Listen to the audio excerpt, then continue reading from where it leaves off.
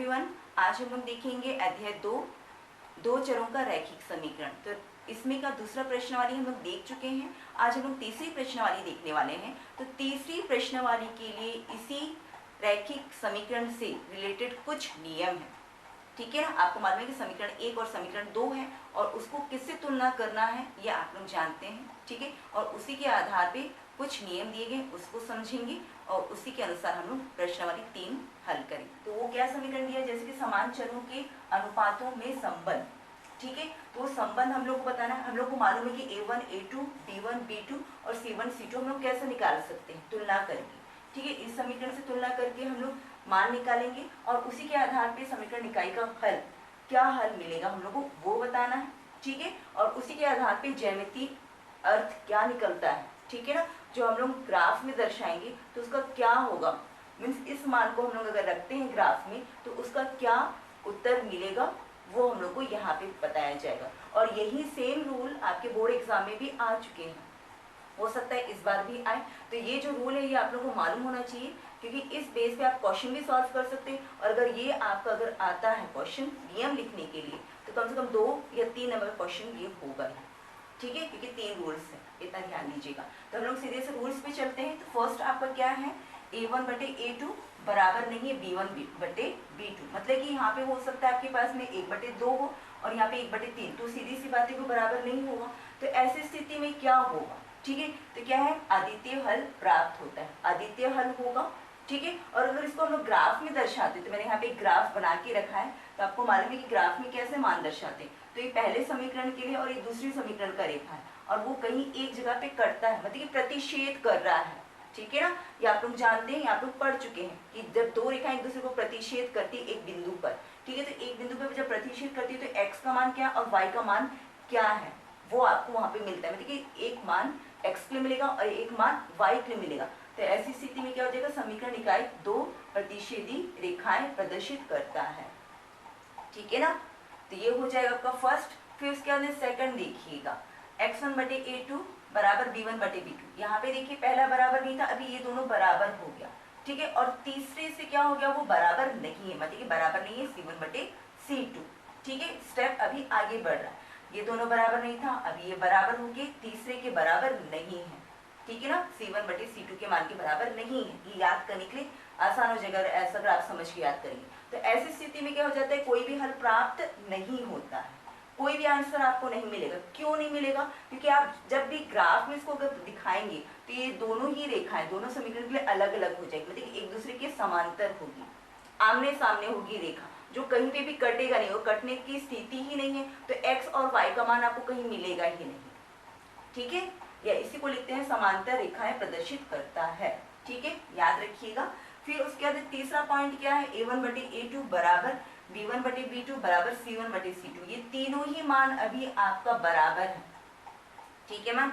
अब ये आपके सारे मान बराबर हो जाएंगे तो ऐसी स्थिति में क्या हो जाएगा, अंततः अनेक हल प्राप्त होता है।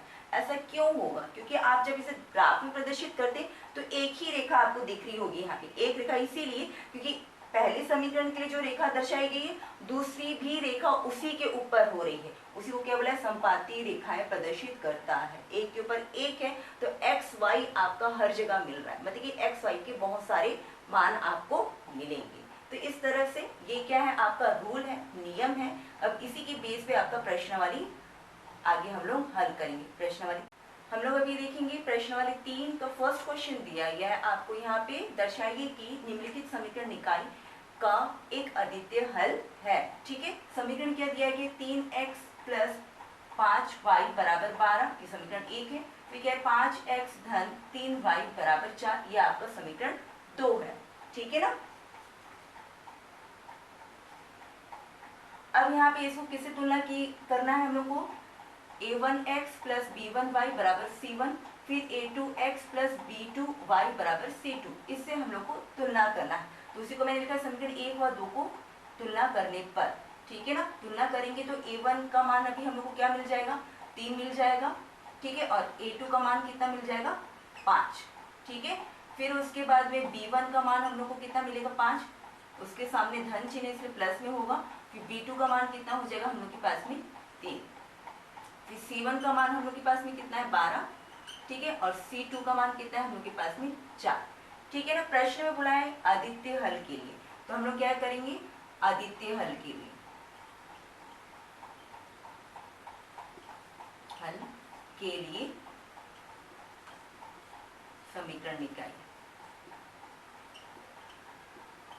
तो क्या हो जाएगा यहाँ पे आपके पास में A1 बटे A2 बराबर नहीं है B1 बटे B2। तो इससे पहले जो मैंने आपको नियम बताया उसी का ये पहला नियम है। ठीक है, इस मान को अभी हम लोग रख लेंगे, A1 की जगह पे 3 आ गया, A2 की जगह पे आपके पास में 5 आ गया। ठीक है ना, बराबर नहीं का चिन्ह लगा लेते हैं। फिर B1 का मान 5 है और B2 का मान क्या है आपके पास में 3 है। तो यहाँ पे क्लियर दिख रहा है कि ये बराबर नहीं है, क्योंकि ये अंशर में और नहीं कर सकता। तो स्पष्ट है क्या हो जाएगा आपके पास में, अतः समीकरण निकाय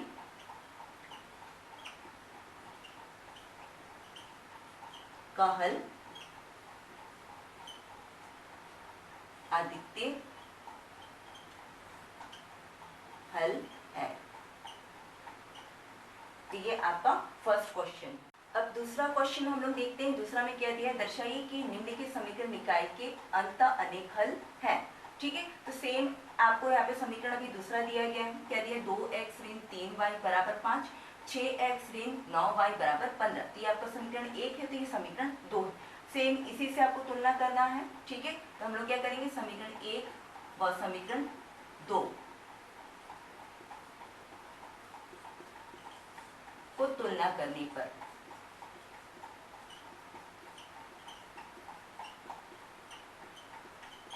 क्या हो जाएगा आपके पास में, A1 का मान 2 हो गया, A2 का मान आपके पास में 6 हो गया, वो आपको यहाँ पे दिख रहा है क्लियर ना।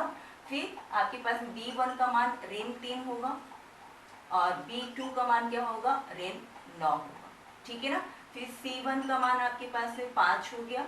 ठीक है, C2 का मान आपके पास में क्या है, 15 हो गया। ठीक है ना। अब हम लोग क्या करेंगे, नियम क्या है हम लोग के पास में, अंतः अनेक हल के लिए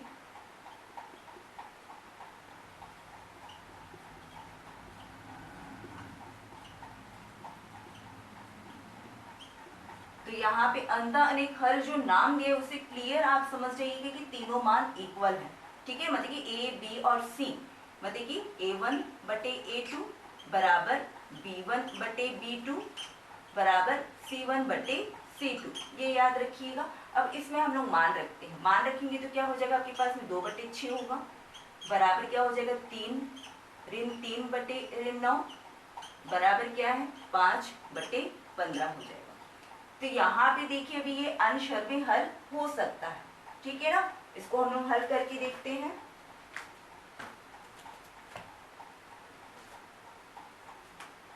हल करेंगे तो क्या हो जाएगा, ये 2 एकम 2 हो गया और ये 2 तिया 6। ठीक है, ये क्या हो जाएगा आपके पास में ऋण ऋण अंशर में कट जाएगा, 3 एकम 3 हो गया, 3 तिया 9। ठीक है ना।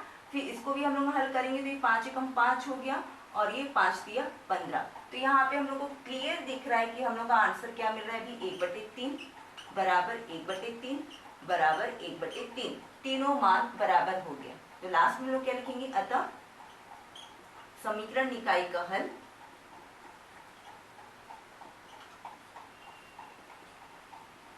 अंतः अनेक हल है। और अगर नहीं मिलता तब की स्थिति में आपको लिखना पड़ता है कि अंतः अनेक हल नहीं है।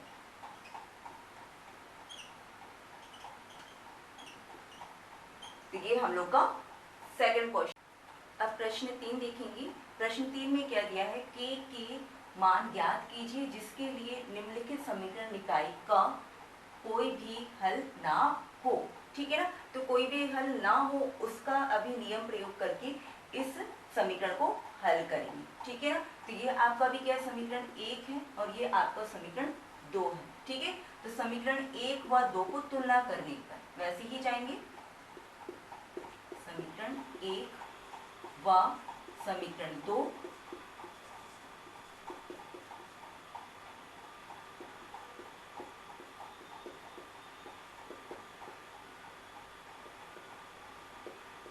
ठीक है ना।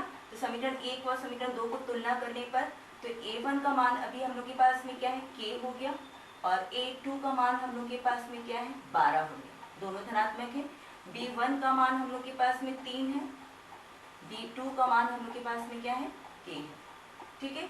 C1 का मान हम लोग के पास में 3 है, C2 का मान हम लोग के पास में क्या है, 6 है, ठीक है। अब सीधे से क्या करना है हम लोग को, क्या दिया है, कोई भी हल ना हो के लिए, कोई भी हल ना हो के लिए समीकरण निकाय हम लोग को क्या दिया गया है, A1 बटे A2 बराबर B1 बटे B2 बराबर नहीं है C1 बटे C2, ठीक है। मान रखेंगे क्या हो जाएगा, K 12, ठीक है ना, K और 12 आ गया। फिर क्या है आपके पास में 3 बटे K बराबर नहीं है 3 बटे 6,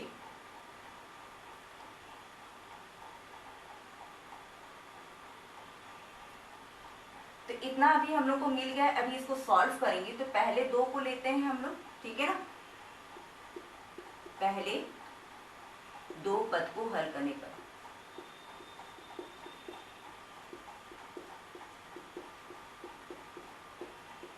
तो क्या हो जाएगा हम लोग के पास में, K बटे 12 बराबर क्या है 3 बटे K, ठीक है।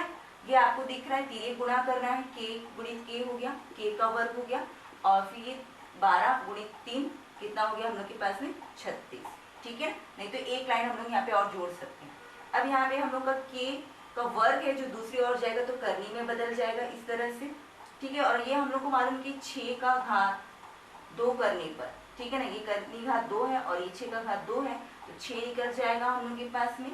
और जब करनी से बाहर निकलता है तो धन ऋण दोनों चिन्ह लगेगा, ये याद रखिएगा, ठीक है ना। ये पहले 2 पद को हल करने से मिला। अब हम लोग क्या करते हैं, पहले और अंतिम पद को लेके, या फिर अंतिम दूसरे और तीसरे पद को भी ले सकते, तो हम लोग दूसरे और तीसरे पद को ले लेते हैं। क्या लिखेंगे अभी, अंतिम 2 पद से,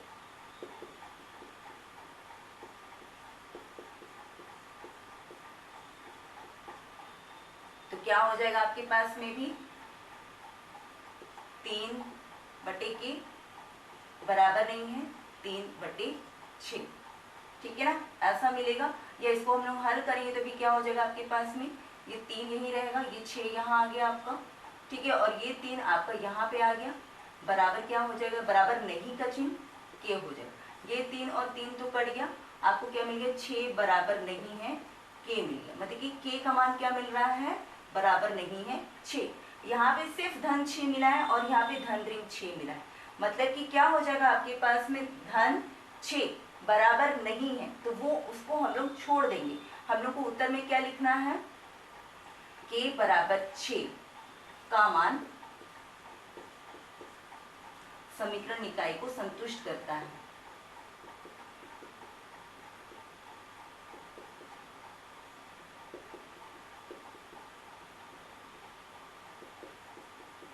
बस इतना लिखना काफी है, मतलब कि जब आपके पास में k का मान 6 है तब की स्थिति में आपको कोई भी हल नहीं प्राप्त होगा। अगर आप ऋण 6 कर देते हो तो ये दूसरी स्थिति में जा सकता है, ठीक है। अगला क्वेश्चन देखते हैं, चौथा क्वेश्चन देखते हैं। चौथे क्वेश्चन में भी हम लोग को क्या करना है, k का ही मान ज्ञात करना है, पर अभी क्या बोल रही है, कौन सी स्थिति के लिए, आदित्य हल के लिए है, ठीक है। सेम है क्वेश्चन को लिखने का तरीका चेंज कर दिया गया थोड़ा सा, बस निम्नलिखित समीकरण निकाय के लिए आपको आदित्य हल कौन सा है उसके आधार पे k का मान ज्ञात करना है, ठीक है ना। तो यहाँ पे मैं तीसरा क्वेश्चन ले रही हूँ, क्या दिया है, kx धन 3y बराबर k ऋण 3, फिर 12x धन ky बराबर k। तो सेम वैसे ही होगा आपका, फर्स्ट समीकरण 1 व 2 को तुलना करेंगे, समीकरण 1 व समीकरण 2 को तुलना करने पर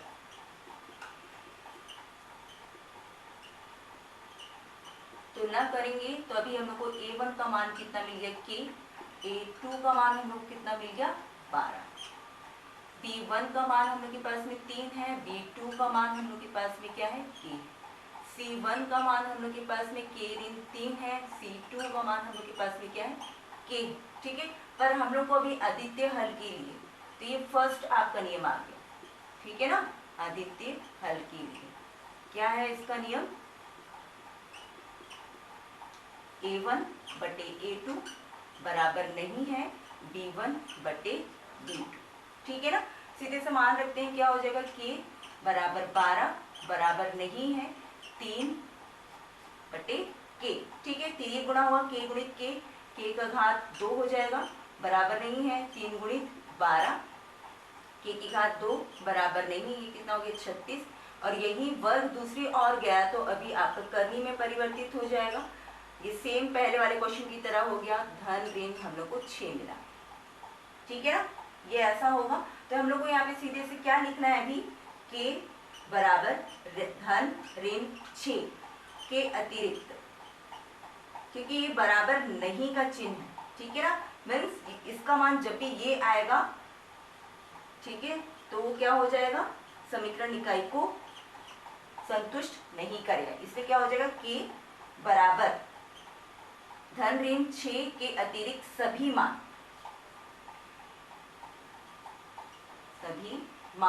समीकरण इकाई को संतुष्ट करेंगे।